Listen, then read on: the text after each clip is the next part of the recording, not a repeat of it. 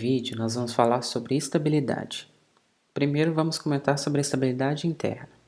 Ela é uma propriedade da resposta à entrada nula quando t tende a infinito. Temos aqui a definição. Então, o sistema linear invariante no tempo, ele é estável internamente se a resposta à entrada retorna a zero para qualquer condição inicial. Isso quer dizer que y de t tende a zero, a saída tende a zero quando t tende a infinito. Nesse caso aqui eu estou considerando entrada nula, tá? Então o sistema vai ser chamado estável internamente. O sistema é chamado internamente instável caso ele não seja estável.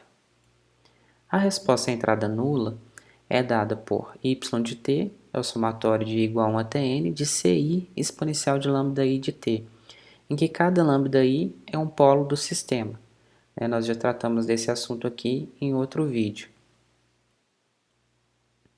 Se a parte real do polo, for menor que zero, isso quer dizer que a exponencial é decrescente e decai para zero ao longo do tempo. Então você tem uma exponencial com parte real negativa, ao longo do tempo ela decresce.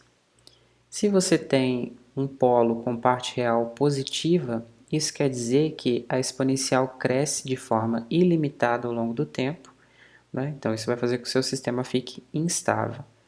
Ou se você tem a parte real do polo igual a zero, quer dizer que a exponencial tem amplitude constante ao longo do tempo. Então você pode imaginar que uma exponencial de 0t seria um valor constante, ou você pode ainda pensar em um número complexo com parte imaginária apenas. Então você teria uma exponencial de jt, isso leva a uma oscilação constante. Então por isso que aqui está caracterizado como uma amplitude constante ao longo do tempo. Então temos um fato aqui, um sistema linear é estável se e somente se todos os polos estão no semiplano esquerdo, ou seja, todos os polos possuem parte real estritamente negativa. Então, parte real aqui do lambda i menor que zero para todo i, i igual a 1 até n, que é o número de polos do sistema. Então, aqui eu tenho um exemplo, uma função de transferência G1. Então, aqui foi usado o MATLAB para montar essa função de transferência e depois calcular os polos de G1. Então, os polos de G1 você verifica que os dois têm parte real negativa aqui, e você pode usar esse comando isStable G1, que é um operador lógico. Ele vai retornar 1 se o sistema G1 for estável e ele retorna 0 caso contrário.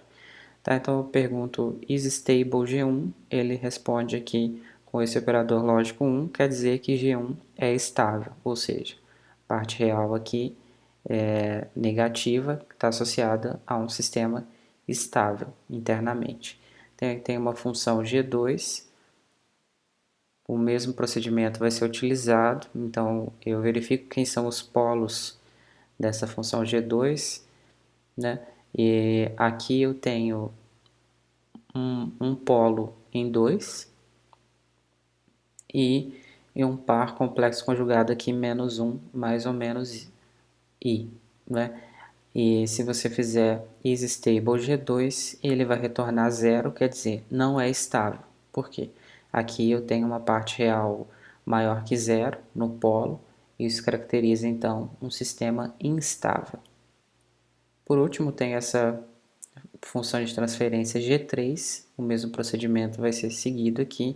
Eu monto a função de transferência usando esse comando tf, depois eu verifico os polos de G3. Ele vai me retornar 0 e menos 2, então eu tenho um polo com parte real negativa e tenho um polo em 0. O comando isStable também retorna 0, indicando que esse sistema aqui também não é estável. Em alguns livros ele pode ser chamado de marginalmente estável, mas o sistema aqui está sendo classificado como instável, já que ele não tem todos os polos com parte real negativa. O outro conceito de estabilidade é a estabilidade entrada-saída. A estabilidade interna foi definida em termos da resposta à entrada nula E para estudar a estabilidade devido à resposta forçada, né, com uma entrada diferente de zero, a seguinte definição será empregada. Então, o sistema linear é bounded input, bounded output, biboestável, se a resposta forçada com condições iniciais nulas se mantém limitada para toda entrada limitada. Então, a gente vai chamar o sistema de biboestável, né, se para uma entrada limitada eu possuo uma saída limitada. O sistema vai ser chamado de bibo instável, caso ele não seja bibo estável. Então, uma entrada U ela é dita limitada se existe um número NU menor que infinito, tal que o módulo de U é menor que NU para qualquer T, né, para todo T maior ou igual a zero. Então, aqui eu estou falando, caracterizando uma entrada limitada. Se um sistema for bibo estável, então uma entrada limitada U leva uma saída limitada Y. Se existe um limitante NU, então existe um número NY, também menor que infinito, tal que, em módulo, y de t menor que ny para todo t maior ou igual a zero. Ou seja, então uma entrada limitada produz uma saída limitada, isso caracteriza um sistema que é biboestável. Um sistema linear invariante no tempo mínimo, então é um sistema que tem representação mínima, ele é biboestável se somente se todos os polos estão sem plano esquerdo. Ou seja, todos os polos possuem parte real estritamente negativa, né, reais de lambda i menor que zero para todo i. Então isso está caracterizando aqui um sistema biboestável. Então a gente está falando de representação mínima aqui. Então tem esse exemplo, um sistema descrito pela função de transferência dada aqui.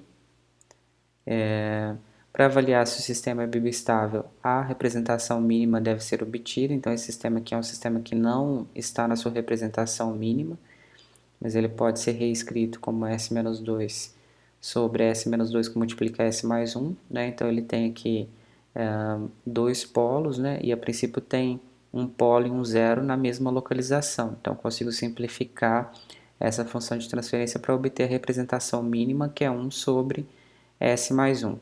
Então eu analiso o polo da representação mínima. Então, como o polo da representação mínima está localizado no semiplano esquerdo, dizemos que o sistema é biboestável. Tá? Então essa é uma forma de verificar a biboestabilidade. Outra forma de verificar a biboestabilidade é verificando a resposta ao impulso. Então o sistema linear invariante no tempo, ele é biboestável se somente se a resposta ao impulso do sistema for absolutamente integrável. Tá? Então aqui eu tenho um exemplo, tem um sistema descrito por essa equação. Então, uma integral de menos infinito até t mais 2 de x de beta d de beta. Eu consigo reescrever essa integral em termos do degrau unitário. Então, é menos infinito até infinito de x de beta, u de t mais 2 menos beta d beta. Então, eu troco aqui esse limite superior fazendo a inclusão desse degrau. E eu consigo voltar aqui. Se eu verificar, então, que qualquer valor de beta maior que t mais 2, essa função deixa de existir.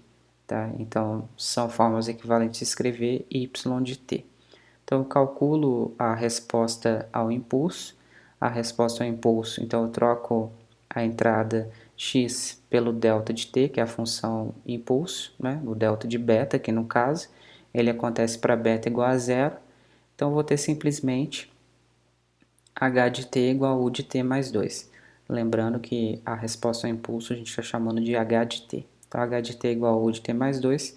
Se você fizer a integral aqui do valor absoluto de h de t de menos infinito até infinito, vai verificar que esse valor diverge, então o sistema não é biboestável, pois a integral do valor absoluto diverge.